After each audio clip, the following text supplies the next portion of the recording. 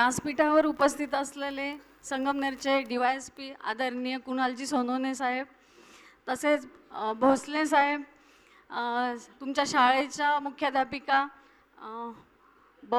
BPA madam, sir वाजे sir आणि पंचायत समितीच्या कलगुंडे मॅडम,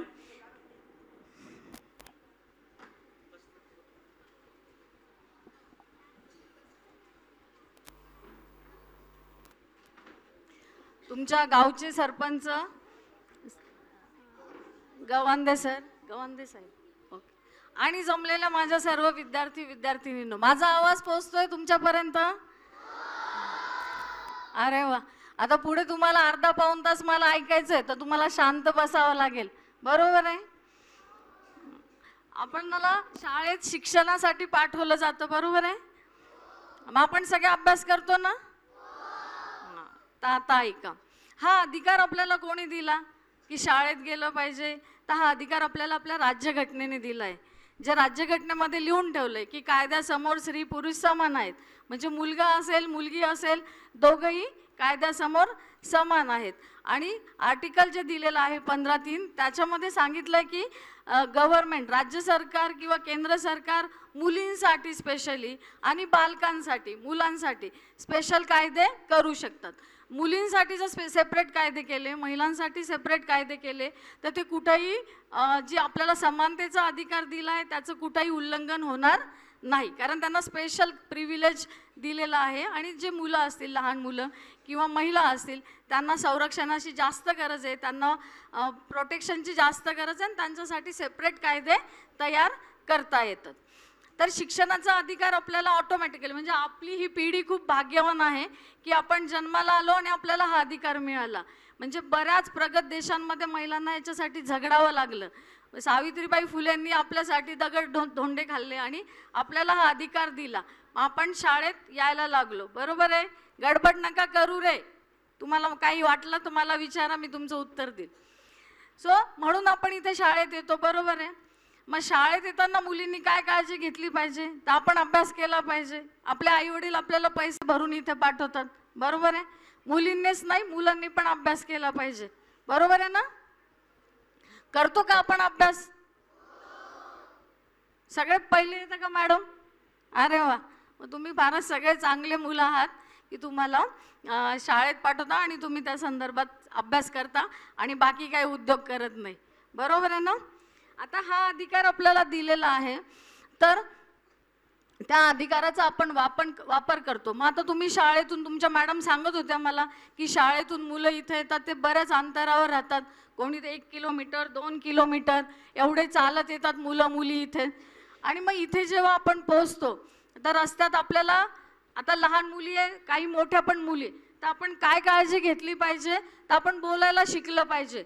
आपल्यासोबत कोणी दुष्कर्म करत असेल, कोणी आपल्याला वाईट पद्धतीने स्पर्श करत असेल, तर आपण ते आपल्या आईला सांगितलं पाहिजे, आपण ते आपल्या मॅडमला सांगितलं पाहिजे. आणि मग ह्या अनुषंगाने 1992 साली एक जागतिक लेवलवर एक परिषद भरली आणि त्या परिषदेमध्ये मुलींसाठी स्पेशली आणि की काय काळजी घेतली पाहिजे, मुलींवर अन्याय वाढताय जागतिक लेवलवर. मग त्या परिषदेमध्ये एक ट्रीटी साईन केली गेली, ज्याचं भारतही सदस्य होतं. आणि भारत सदस्य असल्यामुळे 2012 साली आपल्याकडे एक कायदा आला, तर त्या कायद्याचं नाव आहे पॉक्सो ॲक्ट. म्हणजे जे मुलं असतील 18 वर्षाच्या आतले, हे सगळे मुलं म्हणून संबोधले गेले. म्हणजे 18 वयोगटाच्या आतले सगळे, मुलगा आणि मुलगी यांच्यावर जर कोणी अन्याय अत्याचार करत असेल, तो कुठला अन्याय अत्याचार? तो लैंगिक स्वरूपाचा. म्हणजे त्यांना चुकीच्या ठिकाणी स्पर्श करत असतील, त्यांना त्रास देत असतील वेगळ्या पद्धतीने, तर त्याच्यासाठी कडक कायदा करण्यात आलेला आहे. म्हणून आपल्यावर जर कोणी असं काही करत असेल आपल्यासोबत, आता हे मुलांसाठी पण सांगते मी, 18 वर्षाच्या आतली मुलगी असेल तर तिला कुठलाच अधिकार नाहीये, तिला इव्हन पळून जाण्याचा अधिकार नाहीये, तिला लग्न करण्याचा अधिकार नाहीये, कारण तिचं वय तिला अलाउड करत नाही. तर त्यामुळे अशा काही घटना आपल्या समाजात घडत असतात की 16 वर्षाची मुलगी पळून गेली, 15 वर्षाची मुलगी पळून गेली. आता हे लहान मुलांना जरा पचायला अवघड जाईल, पण इथं मोठ्या पण मुली आहे, त्या मुलींना सांगते मी की आपण मोबाईलवर सहज बघतो आणि आपण एक फिल्मी जगात जगत असतो की अरे पिक्चरमध्ये असं होतं, मग तो हिरो हिरोईनच्या मागे लागतो, मग ती हिरोईन त्याला हो म्हणते आणि मग त्यांचा खूप सुखाचा संसार होतो, खूप मोठं मोठं घर दाखवलं जातं, खूप मोठ्या मोठ्या गाड्या दाखवल्या जातात. तर ते रिअल आयुष्य नाही, ते फिल्मी.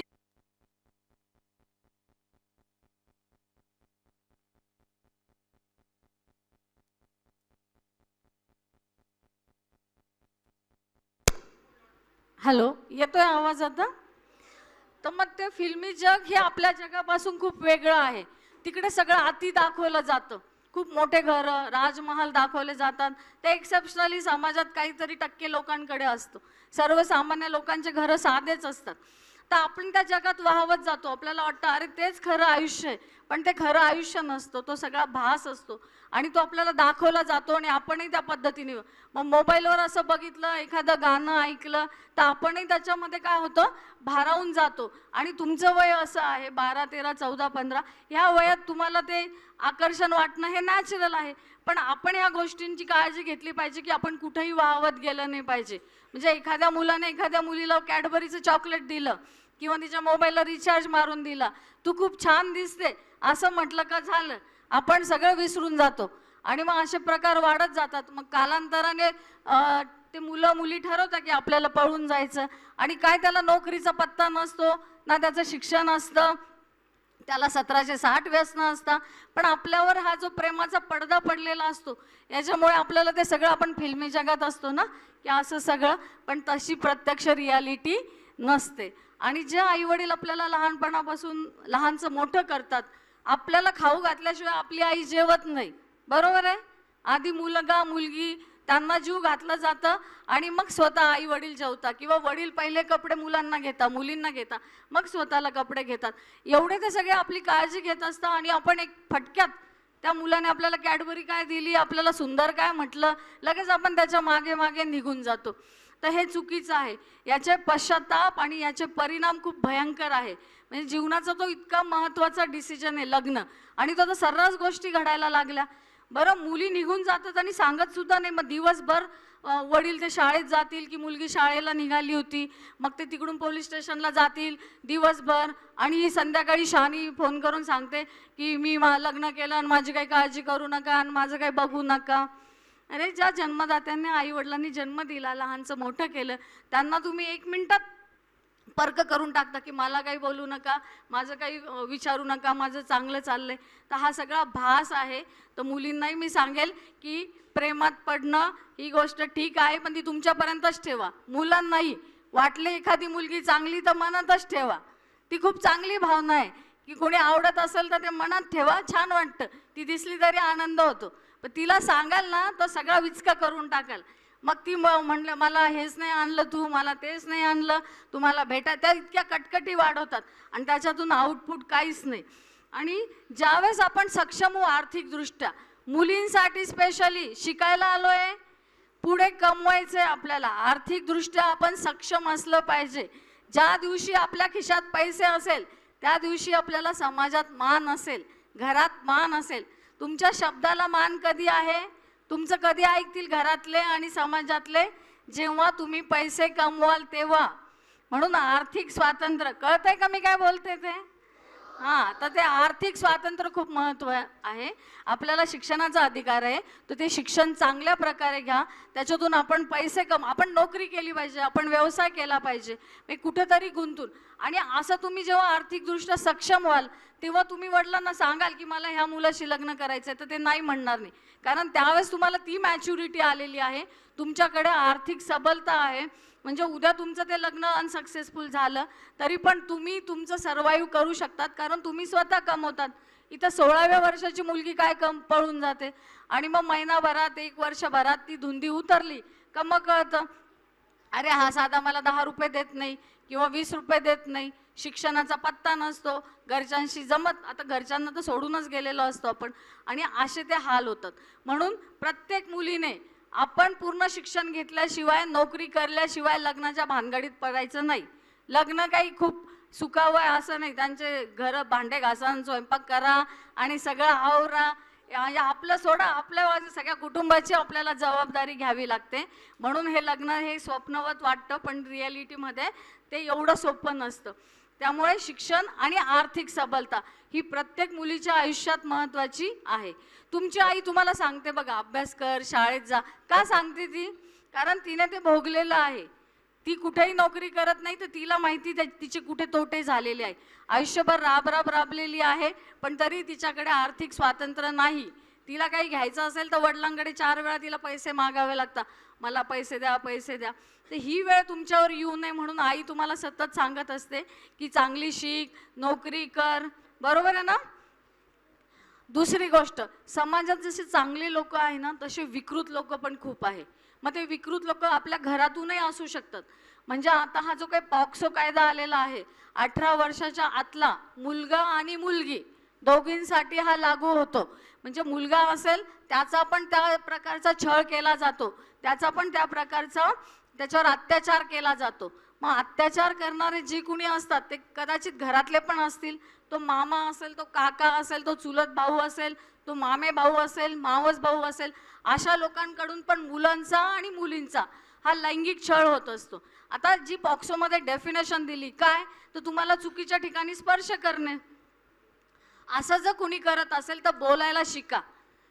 आई वडिलांना सांगा. तुम्हाला जर भीती वाटते की मला वडील रागवतील किंवा आई रागवेल, आई म्हणेल की तुझंच काहीतरी चुकलं असेल, तू कशाला त्याच्याशी बोलायला गेली, कशाला त्याच्या जवळ बसली, असे जर का भीती वाटत असेल तर घरातल्या मोठ्या बहिणीला सांगा, काकूला सांगा, मावशीला सांगा किंवा शाळेतल्या मॅडमला सांगा. त्याचा चुकीचा स्पर्श सहन करू नका. कारण हे जे विकृत लोक असतात ना, एकदा तुम्ही त्यांना काही प्रतिकार केला नाही तर त्यांची काय होते, हिंमत दिवसेंदिवस वाढत जाते. आणि मग त्याचाच परिणाम इतका भयानक होतो की त्यांची डेअरिंग वाढते आणि मग ते कुठल्या कुठे प्रकरण निघून जातो. म्हणून पहिल्यांदा म्हणजे 2012ला निर्भयाचं प्रकरण झालं होतं, दिल्ली गँगरेप. एक निर्भया नावाची, तिचं नाव हे गुपित ठेवलेलं, पण तिला निर्भया म्हणून संबोधलं गेलं. आता ही बसमधून चालली होती, डॉक्टर होती ती, आणि बसमधून चालली होती. तर त्या बसमधल्या काही लोकांनी तिच्यावर अन्याय अत्याचार केला आणि तिला इतक्या इजा केल्या, तिची बॉडी तशीच फेकून दिली मध्यरात्री, थंडीच्या वेळी, रात्रीच्या 12 वाजता. त्या दिल्लीला त्या वर्षी खूप कडाक्याची थंडी पडलेली होती आणि तिला तसंच फेकून दिलेलं होतं, तिला आणि तिच्या मित्राला. तर तिचा नंतर मृत्यू झाला. ते प्रकरण एवढं गाजलं की त्याच्यानंतर जे त्यावेळेस आपला क्रिमिनल लॉ होता IPC, त्याच्यामध्ये खूप चेंजेस झाले. म्हणजे त्याच्यामध्ये असं लक्षात आलं की अरे, एखाद्या मुलीला विनयभंग करणं, तिला त्रास देणं, तिची ओढणी ओढणं, तिची साडी ओढणं, इथून तर डायरेक्ट तिच्यावर बलात्कार होणं, एवढी मोठी मध्ये दरीच नव्हती. आणि मग त्याच्यामुळे खूप सुधारणा केल्या गेल्या.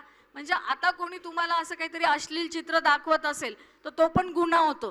कोणी तुम्हाला दाखवलं इकडे माझ्या मोबाईलमध्ये आणि असं ते घाणेरडं चित्र असेल तर तिथंच बोलायला सांगा. त्या काकाला असेल, मामाला असेल किंवा तो कुणी असेल त्याला सांगा, हे मी पोलीस स्टेशनला जाईल, हे मी माझ्या मॅडमला सांगेल, हे मी सगळ्यांना सांगेल, माझ्या आईवडिलांना सांगेल. असं काही घाणेरडं बघू नका, हा गुन्हा होतो. अशा लोकांना अटक होऊन शिक्षा पण होऊ शकते.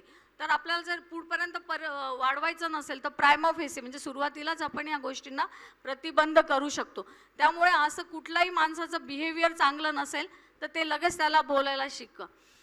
30-32 वर्षापूर्वी साधारण एक गोष्ट होती. म्हणजे जेव्हा मी कॉलेजला जात होती, आता तरी तुम्ही खूप फ्रीली वागतात किंवा आई वडिलांशी बोलता, तेव्हा तर काळ असा होता की आम्हाला सांगितलं जायचं की खाली मान घालून जा. म्हणजे आम्ही कॉलेजला जाताना अक्षरशः असे खाली ते दगडच बघत जायचो, इकडं तिकडं बघायचं नाही. जी मुलगी वर मान करून चालेल ती चांगली नाही असं ते तिला लेबल लावलं जायचं. अशा आमच्या कॉलेजमध्ये एक लायब्ररियन होते. त्या लायब्ररियनला काय सवय होती, त्याला मुलींना धक्के मारायची सवय होती. म्हणजे ते मुली दिसल्या का तो कुठून तरी धक्के मारणार, कुठेतरी स्पर्श करणार, असा तो होता. आणि तो असं कडक होता किंवा त्याची सगळ्यांना भीती वाटायची.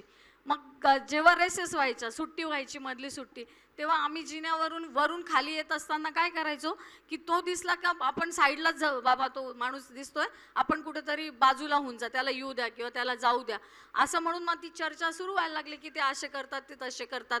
मग आपण प्रिकॉशन म्हणून काय करतो की नको बाबा, जिन्यावरच नको जायला, तो इकडे दिसला का आपण इकडे जायला, असं म्हणून त्याच्या विरोधात बोलायची कुणाची हिंमत होत नव्हती. पण आमच्या महाविद्यालयात एक मुलगी होती, म्हणजे तिचं मला आजही कौतुक वाटतं. तर एकदा ती त्या जिन्याने चाललेली होती आणि तिने तिकडून ते सर येत होते. मग ती लगेच म्हटली, सर तिथंच थांबा, मला जाऊ द्या, एक तर तुम्हाला मुलींना धक्के मारायची सवय आहे. म्हणजे 32 वर्षापूर्वी त्या मुलीचं खरंच कौतुक करावं. एवढा जोरात आवाज, मधली सुट्टी होती, असे सगळे क्लासरूमच्या बाहेर मुलं मुली उभे होते आणि सगळ्यांनी समोर ती त्या सरांना म्हटली की सर थांबा तिथे, मला जाऊ द्या, तुम्हाला फार घाणेरडी सवय मुलींना धक्के मारायची. आणि मग ते चिडला सर. प्राचार्यांकडे गेला, प्रिन्सिपलकडे गेला, हिच्या आईवडिलांना बोलून घेतलं आणि मग वडिलांना बोलून घेतल्यावर ती मोठी चर्चा घडून आणली. पण तिचा आवाज जसा तिथे बोलताना होता तसाच वडिलांसमोर किंवा प्रिन्सिपल समोरही तोच आवाज होता की यांना तशीच सवय. मग त्यांनी विचारलं की तुला कधी धक्का मारलेला आहे? तर ती म्हटली मला नाही मारलेला, पण माझ्या 10 मैत्रिणींना मारलेला आहे. मी 10 मुली आत्ता इथे बोलू शकते, यांना अशी सवय आहे. असं ते जेव्हा ते वाढायला लागलं तेव्हा त्याच्या लक्षात आलं की नाही हे काहीतरी भलतंच घडेल, किंवा प्राचार्यांच्या लक्षात आलं. ते तिथंच त्यांनी काय केलं, मिटवून घेतलं. आणि मिटवून घेतल्यामुळे पुढं असं झालं की आता तोच मुली पुढून येत असेल तर तोच लायब्ररीन कुठेतरी कोपऱ्यात जायचा किंवा तोच कुठेतरी लपून बसायचं की नाही बाकी मुलींना जाऊ दे, उगाच कुठे चुकून धक्का लागला गर्दीत तर ह्या मुली आरोप करायच्या. म्हणजे काय होतं, बोललं तर प्रश्न सॉल्व्ह होतात. म्हणून आपल्याला जर कोणी असा त्रास देत असेल तर काही सहन करायची गरज नाहीये. मग तो कुणी का लागून जाय ना, तो गावचा दादा असेल नाही तर गुंडा असेल, काही गरज नाही. पोलीस आपल्या संरक्षणासाठी आहे, कायदा आपल्या संरक्षणासाठी आहे. त्यामुळे अशी काही घटना घडत असेल तर ते बोलायला शिका, व्यक्त व्हायला शिका, सांगा. त्याच्यात लाज वाटण्यासारखी काही नाहीये. आपल्या आईला सांगा, कुणालाही सांगा, पण सांगा. आणि त्यालाही सांगा की हे जे तू माझ्यासोबत वागतोय ना हे चुकीचं आहे. आमच्या म्हणजे आमच्या शाळेत पोलीस काका आले होते, आम्ही नंबर आहे, मी त्यांना कळवून दिल तुम्ही माझ्याशी असं करतात किंवा माझ्यासोबत असं करतात, असं सांगा तुम्ही. म्हणून त्यांचं ऐकून घेण्याची किंवा त्यांचा कुठलाही घाणेरडा स्पर्श सहन करण्याची गरज नाही. आणि ह्या पॉक्सोच्या कायद्यामध्ये तर असं ऑब्झर्वेशन आहे की जवळजवळ 90% आरोपी हे घरातलेच असतात, म्हणजे घरातलाच कुठला तरी.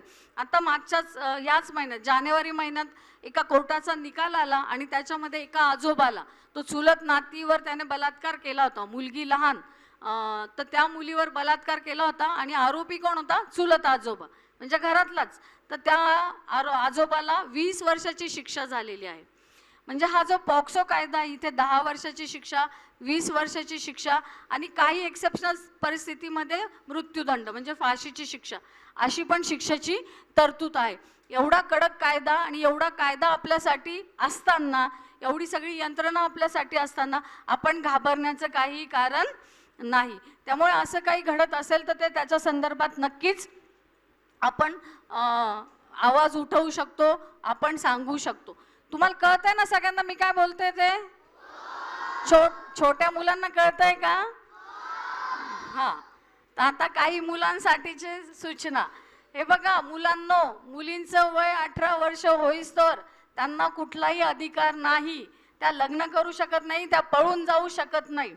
आता आमच्याच एक परिसरातली घडलेली घटना आहे आणि ती घटना अशी होती की तो मुलगा 22 वर्षाचा होता आणि वडिलांचं दुकान सांभाळत होता. शिक्षण झालं असेल नसेल झालं, तो दुकान, त्याचं एका मुलीसोबत अफेअर होतं. तर ती मुलगी आणि तो भेटत होता. आता ती मुलीचं वय होतं 17 वर्ष. आता मुलगी काय करायची, एक दिवशी काय झालं, तिला पाहायला पाहुणे येणार होते. आता तिचे असे काही उद्योग घरी कळाले असतील. एरवी 18 वर्षाच्या आत कोणी लग्न करत नाही साधारणतः, पण हिचं वागणं बरोबर नसेल तर मग घरचे म्हणतात चला हिचं लग्न करून टाकू, म्हणजे आपल्या डोक्याला ताण नाही. असं म्हणून तिचं लग्नासाठी तिला मुलगा बघायला आला आणि तिचं लग्न ठरवण्यात आलं. तर त्यामुळे ती तिची बॅग घेऊन त्या दुकानात आली सकाळी सकाळी आणि त्याला म्हणली की चल आपण पळून जाऊ, नाही तर मी आता आत्महत्याच करेल, कारण माझे आई वडील माझं लग्न करून देत आहे. आता असं ऐकल्यावर तो म्हटला की आत्ताच दुकान उघडलंय, अजून असं काय पळून जाऊ, तुझा घरी बघू आपण. तर ती म्हटली नाही, तू जाता आला नाही माझ्याबरोबर तर मी जाता जाता विहिरीत उडी मारेल आणि माझं आयुष्य संपवेल. मग असं झाल्यामुळे काय झालं, त्याची मजबुरी झाली की आता ही जाते घरी जाते का मरते, त्यापेक्षा त्याने काय केलं, मग ठीक आहे चल असं म्हणून त्याने पण ते दुकान बंद केलं आणि काही न सांगता तिला घेतलं आणि ते आळंदीला गेले. आळंदीला दोघांच्या संमतीने लग्न झालं. तर दोघांच्या संमतीने लग्न झाल्यावर इकडे आई वडिलांना काळजी वाटायला लागली, तिकडे मुलीच्या वडिलांनी तर किडनॅपिंग, मुलगी किडनॅप केलेली. त्यांना डाऊट आला, त्यांना माहीतच होतं मग ह्या मुलाने आमच्या मुलीला किडनॅपिंग केलेलं आहे असं म्हणून त्यांनी तिथं ते पोलिसांकडे तक्रार नोंदवली. आणि इकडे मग वडिलांना कळालं की अरे आपल्या मुलाच्या विरोधात पॉक्सो कायदा अंतर्गत किडनॅपिंग असे वेगवेगळे ऑफेन्सेस रजिस्टर झालेले आहेत. आणि वडील आहे साधे भोळे, संध्याकाळी याने फोन केला की आता आलोच आहे, ते सगळे झालं काय घडलं ते सांगितलं आणि आता आम्ही लग्न केलं आहे ना आम्ही आळंदीला आहे. तर वडिलांनी त्याला बोलून घेतलं, अरे नाही नाही तू ये, आपण सांगू पोलिसांना की हे तुम्ही संमतीने केलं किंवा तीच तुझ्याकडे आली होती की माझ्याशी लग्न कर असं म्हणून वडिलांनी त्याला बोलून घेतलं. आणि मग ते घरी आल्यावर वडीलच त्याला पोलीस स्टेशनला घेऊन गेले दोघांना की बघा साहेब यांची काही चूक नाही आहे, या दोघांनी स्वतःहून जाऊन लग्न केलेलं आहे. पण तिला अधिकार होता का? नाही, तिचं वय 18 वर्ष नव्हता म्हणून तिला तो अधिकार नव्हता. मग काय झालं तर तो तिचे आई वडील आले, ती FIR नोंदवली गेली, मुलगा गेला जेलमध्ये, मुलगी गेली वडिलांच्या घरी.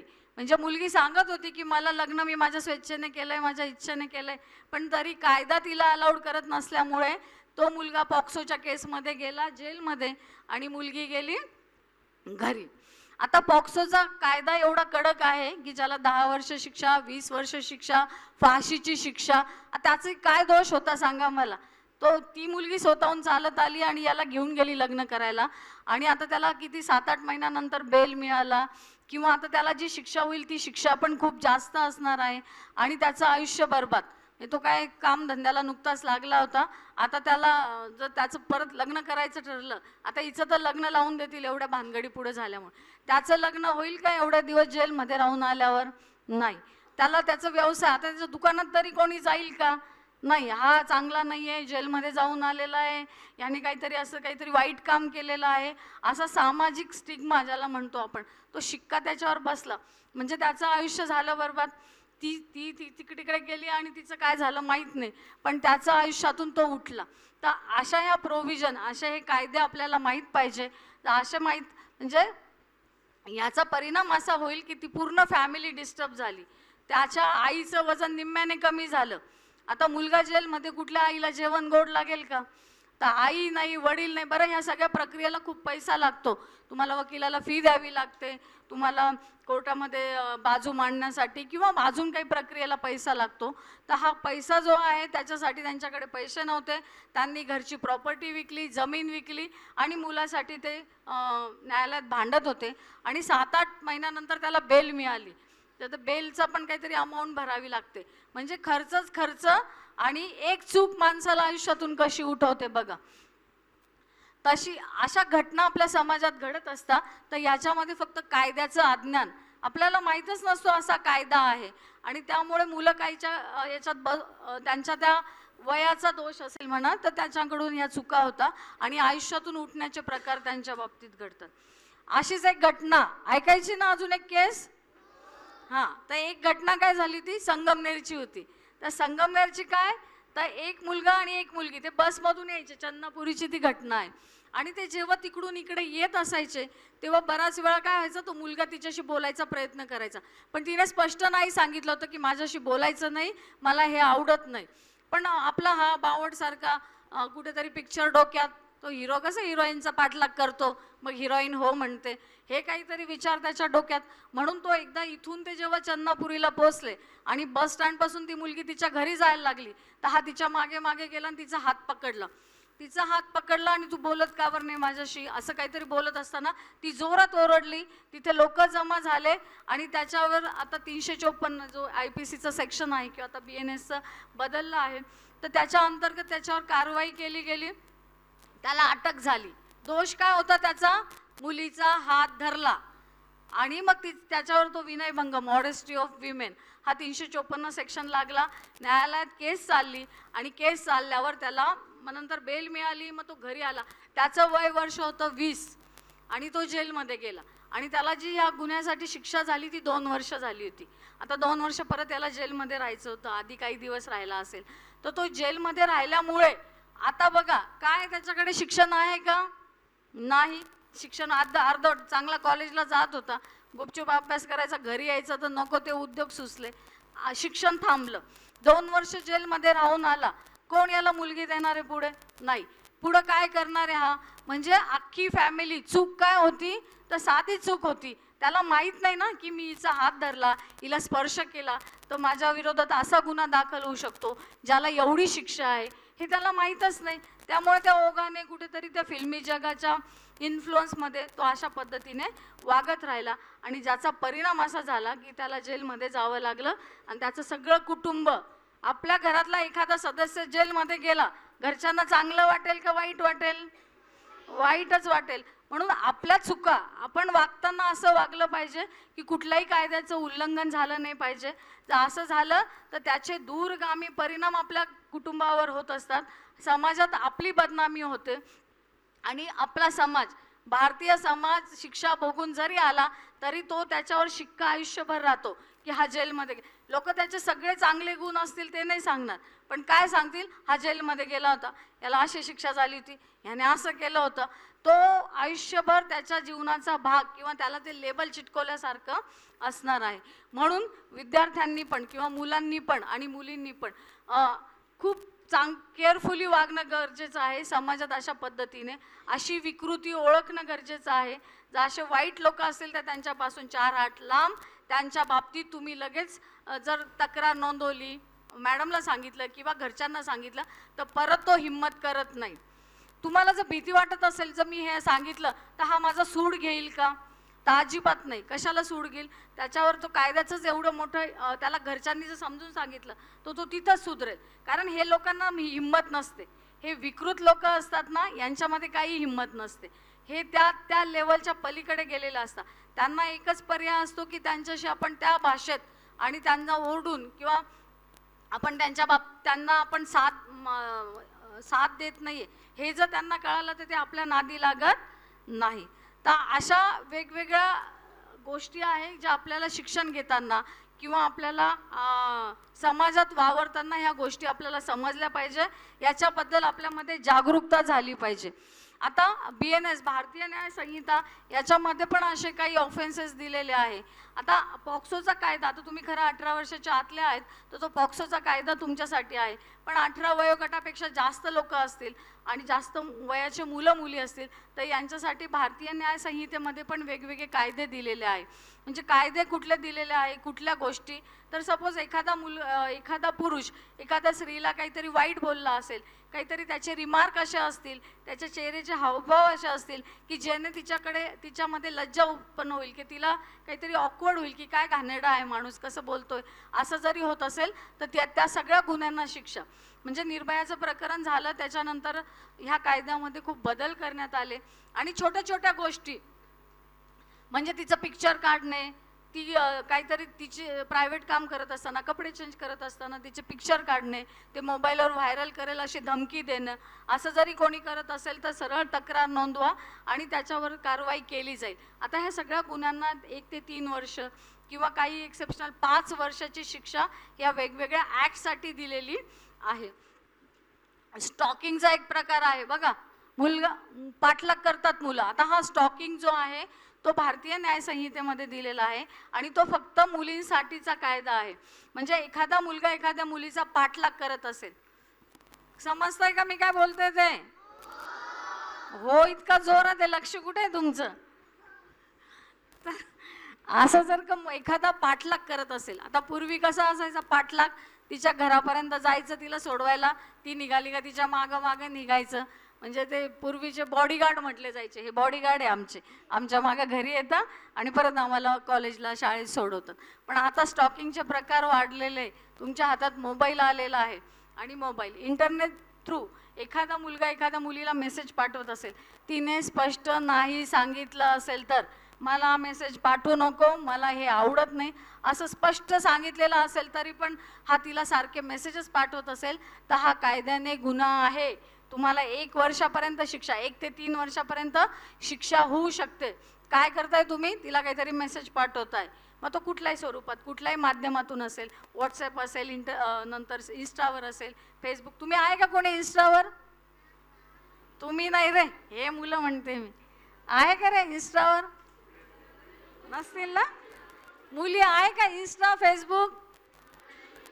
अरे तुम्ही नाही याच्यात, हे मोठे मुलं म्हणते मी. आहे का?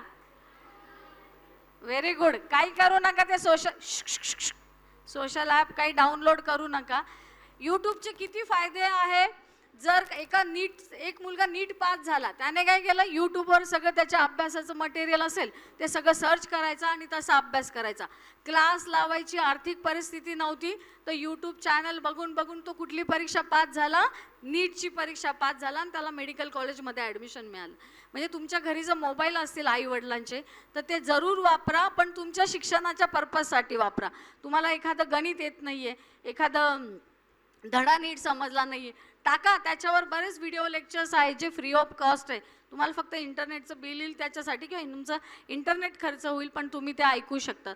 तर असे त्याचे चांगले उपयोग पण आहे आणि त्यातून शिका. हे बघू नका, हा टाइमपास होऊ नका लोकांचा. तुम्ही जेव्हा फेसबुक बघता, इंस्टा बघता, स्टेटस बघायचं. आता ते स्टेटसचं तर एवढं फॅड आहे, कुठेही गेले की फोटो काढणे आणि ते स्टेटसला 20-20, 25-25 फोटो टाकणे आणि लोक बघतात, अरे ही इथं गेली होती, अरे हिने हे कानातले घातले, अरे बापरे तिचा ड्रेस असा आहे. याच्यात आपली एनर्जी वाया घालू नका, कारण ह्याच्यातून आउटपुट काहीच येत नाही. त्यापेक्षा त्या मोबाईलचा चांगला वापर आहे, तो चांगल्या दृष्टीने वापर करा. आणि मोबाईल खूप कमी बघितला तरी चालतो, काही बिघडत नाही. मोबाईल म्हणजे आपला श्वास नाही आहे की आज मोबाईलने बघितला तर आपण मरून जाऊ, असं काही नाही. त्यामुळे मोबाईलचा कमी वापर कराल तो फक्त शैक्षणिक पर्पजसाठी करा. चुळबुळ ऐकायचंय का अजून, का थांबू? ऐकायचंय? बोर नाही झाले ना मुलं रे? कळाले का तुम्हाला काही काही कायदे बेसिक? मग मुलींच्या मागं मागं जायचं नाही, त्यांना मेसेज पाठवायचे नाही. असं जर का लक्षात आलं तर तुम्हाला कुठे तुमची रवानगी जेलमध्ये. आता हा जो पॉक्सोचा कायदा आहे ना, हा महिलांसाठी पण आहे. म्हणजे याच्यात आरोपी महिला पण असू शकतात. महिला असू शकता म्हणजे काय, तर सपोज एखादा मुलगा एखाद्या मुलीला घेऊन पळून जात असेल आणि एखाद्या महिलेने त्याला आर्थिक मदत केलेली, माहिती हा त्या 16 वर्षाच्या मुलीसोबत पळून चाललाय, पण जर आर्थिक मदत केली, पैशाची मदत केली, मित्रप्रेम अशा वेळेस फार उचंबळून येतो आणि मग तुम्ही त्याला गाडी दिली, तुमची नसतेच ती, तुम्ही वडिलांनी घेऊन दिलेली गाडी तुम्ही त्या मित्राला दिली, मित्र त्या गाडीवर घेऊन त्या मुलीला पळून गेला, तर त्या पॉक्सोच्या केसमध्ये तुम्हाला पण आरोपी केलं जाईल. तर त्यामध्ये फक्त मुली, त्या महिलाच नाही, पण असे सह आरोपी पण करता येतात आणि ज्याला शिक्षा ही जास्त आहे. त्यामुळे काय सांगितलं मी, लक्षात राहील ना? हां, तर त्यामुळे आपण शिकायला आलेलो आहे, आपण बोलायला शिकलं पाहिजे. असं काही घडत असेल तर आपल्याला त्याच्यावर बोलता आलं पाहिजे, व्यक्त होता आलं पाहिजे. आणि मुलींनो, आर्थिक स्वावलंबन खूप महत्त्वाचं आहे. तुम्ही उद्या घरात एखादी तुमची गोष्ट सांगाल, एखादं मत व्यक्त कराल, त्या मताला कधी महत्त्व राहील, जेव्हा तुम्ही पैसे कमवाल तेव्हा. आता काही म्हणतात की पैशाला काही महत्त्व नाही बाबा, माणुसकीला महत्त्व आहे. अजिबात नाही. पैसा हा महत्त्वाचीच गोष्ट आहे. तुम्ही किती चांगले स्वभावाने आहे तिथं तुमची एक ॲसेट आहे, पण तुम्ही किती पैसे कमवता यालाही महत्त्व आहे. त्यामुळे मी पैसे कमवेल, मी शिक्षण घेईल आणि मी आर्थिकदृष्ट्या स्वावलंबी होईल, तेव्हाच मी लग्न करेल. किंवा ॲटलिस्ट मी एवढं शिक्षण घेईल की उद्या माझ्यावर काही वेळ आली तर मी माझं पोट भरू शकेल, माझ्या कुटुंबाची देखरेख करू शकेल. एवढ्यापर्यंतचं शिक्षण घ्या. म्हणून 12वी झाली आणि लग्न करून टाकलं, घरचेही म्हणत असेल तर त्यांना म्हणायचं आहे की मला शिकायचं आहे, मी लग्न करणार नाही. पण हे कधी होईल, जेव्हा तुमची प्रगती जास्त असेल. तुम्ही जर काठावर पास होत असाल तर ते काय म्हणतील की नाही उरकून टाकायचं, असंही काही हिचं शिक्षणात डोकं चालत नाही. त्यामुळे अभ्यास कराल आणि चांगले मार्क मिळवाल, चांगले मेरिटमध्ये याल तर घरचे म्हणतील नाही हिचं खूप डोकं चालतं, हिला आम्ही शिकवणार आहोत. तर अशा काही महत्त्वाच्या गोष्टी आहे. बोला सर, आता बस का सांगू? 45 झाले ना?